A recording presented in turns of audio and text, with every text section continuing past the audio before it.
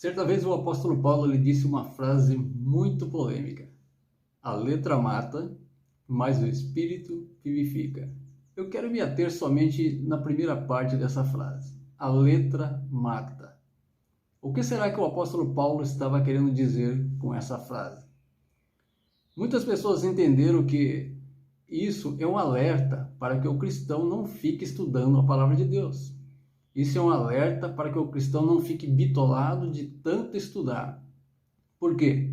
Segundo algumas pessoas, nós devemos viver pelo Espírito, sem se preocupar em estudar a palavra, porque é o Espírito Santo que vai nos dar a revelação dos textos sagrados. Mas, como que vamos ter revelação dos textos sagrados se não o conhecermos? Existem várias denominações religiosas que usam esse princípio. Eles não incentivam os seus membros a estudarem a palavra de Deus, porque, segundo eles, isso vai acabar matando essas pessoas. O que será que o apóstolo Paulo estava querendo dizer com esta frase? A letra mata. Quer saber a resposta para essa pergunta? Fique conosco até o final, porque o Polêmicas da Bíblia está começando agora.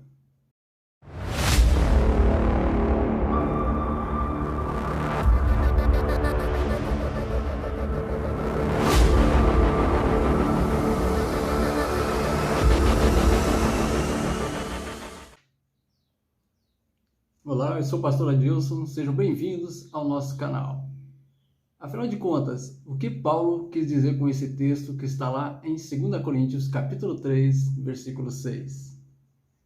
Paulo, na verdade, ele estava falando a respeito de duas alianças. Esse é um texto, se não é muito polêmico, pelo menos é um texto mal interpretado. Paulo, ele se refere a duas alianças, para que você possa entender. Abraão, ele e sua esposa Sara já estavam em idade bem adiantada, já estavam idosos, e Sara não podia dar filhos, porque Sara era estéril. Então, o que eles fizeram? Em concordância, Sara falou para eles: eu tenho a minha serva Agar, que ela é jovem, você pode se deitar com ela e gerar a sua descendência. Abraão acabou fazendo isso, se deitou com a serva Agar, e acabou nascendo desse relacionamento Ismael. Esse foi o primeiro filho. Mas ele não foi o filho que Deus havia prometido para ele. Deus disse que ele lhe daria um filho, mesmo na sua velhice, porque ele não tinha descendentes. Ele acabou se deitando com a sua serva e teve Ismael. Só que passando algum tempo, a promessa de Deus se cumpriu na vida dele. A sua esposa Sara, milagrosamente, deu à luz a Isaac. Então, estabeleceu-se ali, de acordo com Gálatas capítulo 4, duas alianças. A aliança com Ismael, que era filho de Agar, representava a aliança da escravidão. E a aliança, a segunda aliança, a aliança através do seu filho Isaac, nascido da sua esposa Sara, representava a liberdade, ou seja, o filho da livre. Então é isso que ele está falando, né? Só para você entender. Não chegamos lá ainda, mas para você entender. Ele está falando a respeito de duas alianças. Se a gente for observar, quando Moisés ali foi avisado por Deus para subir ao Monte Sinai, que lhe daria os 10 mandamentos. Moisés então deixa o povo ali no seu arraial e sobe até o Monte Sinai. Subindo no Monte Sinai, ele deveria ficar 40 noites ali, 40 dias e 40 noites no Monte Sinai. Só que como Moisés começou a demorar muito, começou a se demorar, o que o povo fez? O povo já não estava aguentando mais esperar, o povo desistiu, cansou de esperar. O que eles fizeram então? Acabaram quebrando justamente o primeiro mandamento que Deus tinha entregado para Moisés nas placas ali, nas tábuas dos 10 mandamentos, que seria: não farás outros deuses diante de mim, ou não farás para ti imagem de escultura, depende da versão. Então, o que acontece? Moisés, então, quando ele desce ali do monte com aquelas placas na mão, ele chega e ele se depara com aquele povo adorando o bezerro de ouro, quebrando os primeiros mandamentos. Então Moisés fica tão furioso que ele pega aquelas placas, ele joga no chão e quebra aquelas placas dos 10 mandamentos. Ou seja, literalmente ele rasgou a única Bíblia que havia no mundo. Então ele ficou tão furioso, que iniciou-se ali então um processo de purificação.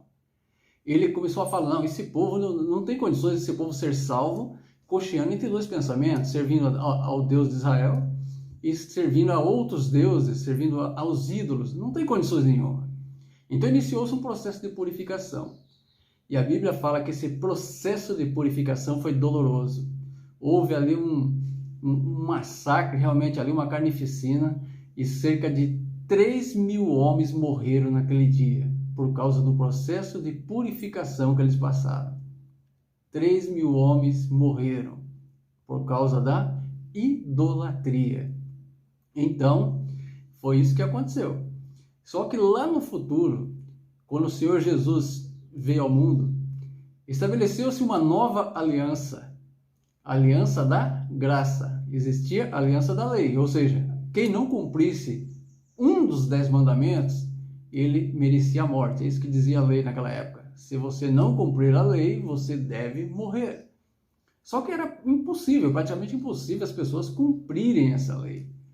Então, Deus envia Jesus ao mundo. E Jesus então traz essa nova aliança, uma aliança no seu sangue. Jesus então ali quando foi crucificado, ele acabou consumando essa nova aliança. E essa aliança foi instituída ali pelo Espírito Santo, ali no Pentecostes. Para entendermos melhor esse versículo, essa frase, nós devemos analisar o contexto bíblico, porque eu sempre falo que um texto fora de contexto, ele vira um pretexto para as pessoas interpretar da maneira que eles acham conveniente para eles. Então, o apóstolo Paulo, ele falou essa frase, mas tem todo um contexto por trás disso. Se a gente for observar lá em Gálatas capítulo 4, ele fala a respeito de duas alianças. A aliança entre Agar e Sara. Ou seja, Abraão já era velho de idade, bastante idoso, e a sua esposa Sara também. E Sara era estéril, ela não podia ter filhos, não podia dar à luz. Mas acontece que Deus chegou para Abraão e falou que faria dele uma grande nação. Deus chegou para Abraão e falou que lhe daria um filho. Como que Deus ia fazer dele uma grande nação, que a descendência dele seria numerosa, se ele não tinha filhos? Então Deus lhe promete um filho. Só que ele e Sara, sendo muito velhos, eles já ficaram meio em dúvida, você já pintou uma falta de fé. Então eles não souberam esperar esse tempo de Deus. O que eles fizeram? Tomaram as suas próprias iniciativas. Sara falou para ele: Abraão, eu já sou velha, você também, eu sou estéril, você sabe que eu não posso dar filhos. Talvez Deus esteja falando que seja com uma outra mulher. E Sara tinha uma escrava chamada Agar. Então o que Sara fala? Você pode se deitar com Agar, ela é nova, ela é jovem, ela pode ter filhos. E Abraão então, ele vai naquela ideia, ele se deita com Agar e tem um filho. E esse filho ele chamou de Ismael. Então, é considerado um filho da escravidão, porque Agar era uma escrava, era uma serva de Abraão. E aí o que acontece? Depois de um certo tempo, que Ismael já tinha nascido e tal, já era garoto, Deus cumpre a promessa na vida deles e eles têm um filho chamado Isaque, o filho da promessa. Então, na verdade, ele está comparando a letra mata e o espírito vivifica com uma outra aliança. São duas alianças. Uma aliança lá no Monte Sinai, quando Moisés foi buscar as placas dos 10 mandamentos, e uma aliança feita através de Jesus Cristo, que é a graça. Então, por isso que ele está falando dessas duas alianças aí, entre Ismael e Isaque, entre Sara e Agar. Ismael era filho da escrava, então é a aliança da escravidão. Isaque era filho da livre, então seria a aliança da vida, a aliança da liberdade. Então devemos analisar o contexto bíblico. A Bíblia nos fala que certa vez Deus falou para Moisés subir ao Monte Sinai, que Deus iria lhe entregar as placas dos 10 mandamentos. Moisés sobe então até o Monte Sinai e ele fica ali 40 dias e 40 noites naquele monte. Só que aquele povo, como viu que Moisés começou a demorar, viu que Moisés já não voltava mais, muitos até imaginaram, deve ter morrido. Aí o que eles fizeram? Vamos fazer deuses para nós. Aí aqueles homens, olha só o que eles fazem. Eles começam a se juntar ali, começam a pegar anéis de ouro, alianças, pulseiras, brincos, enfim, tudo que é ouro que eles tinham, eles derretem e fazem um bezerro de ouro. E eles começam a adorar aquele bezerro como se fosse um deus.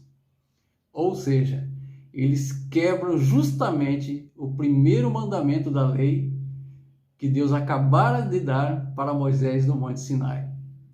Então Moisés, após os 40 dias, ele desce do Monte Sinai com aquelas placas na mão.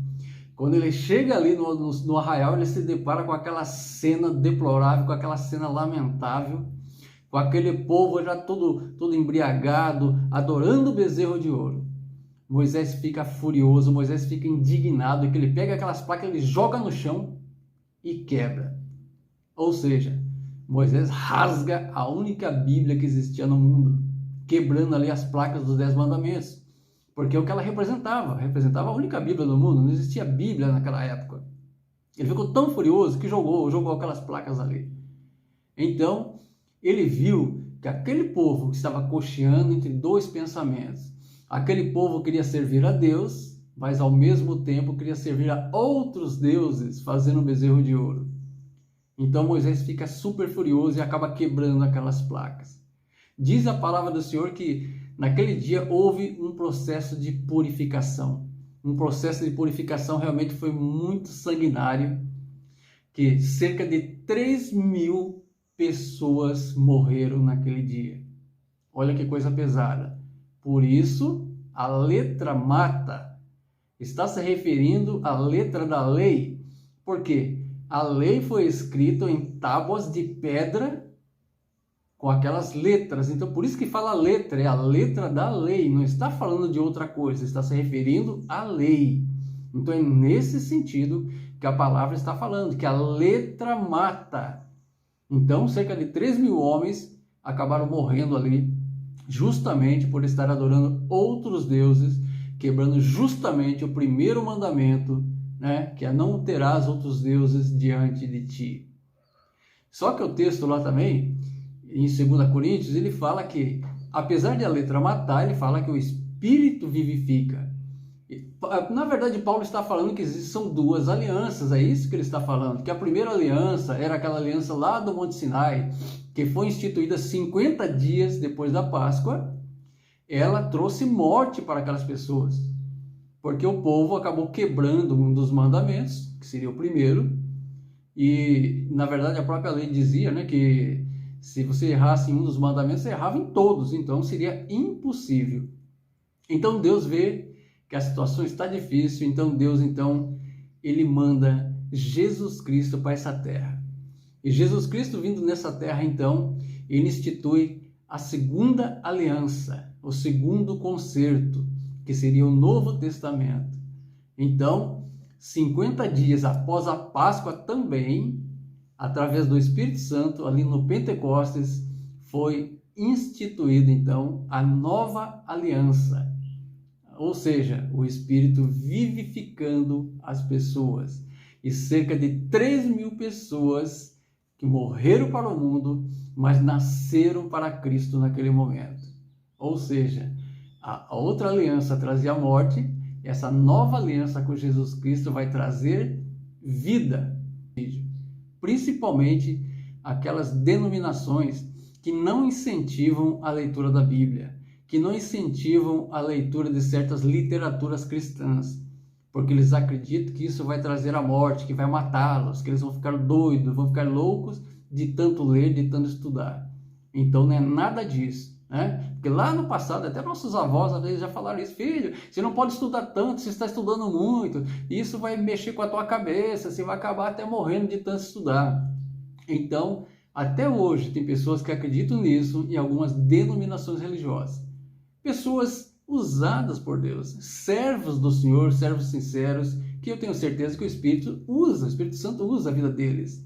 Mas o próprio Senhor Jesus disse em tua palavra, em João 8,32, e conhecereis a verdade, e a verdade vos libertará. Como que nós vamos conhecer essa verdade se a gente não ler a Bíblia Sagrada? Precisamos conhecer. Certa vez Jesus também disse: errais por não conhecer as Escrituras. Então precisamos conhecer as Escrituras. Então o próprio Paulo falou que o obreiro deveria apresentar-se diante do Senhor como obreiro provado e aprovado, que manuseasse bem a palavra da verdade, que não tivesse vergonha de nada, ele não podia se envergonhar de nada, porque ele conheceria a palavra do Senhor. Então, devemos crescer no conhecimento e no entendimento da palavra do Senhor. Amém, queridos? Que Deus abençoe grandemente a sua vida e até uma próxima, se Deus quiser.